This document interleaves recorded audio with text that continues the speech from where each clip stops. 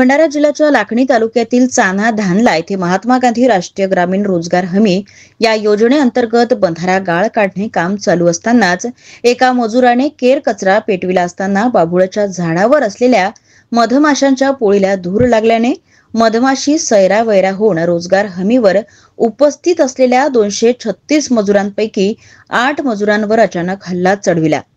यामध्ये 4 पुरुष व 4 महिला अशा गंभीर जखमी झाल्याची घटना चांना धानला या शेत शिवाराजवळील बंधारा गाळ काढणे कामावर घडली आहे।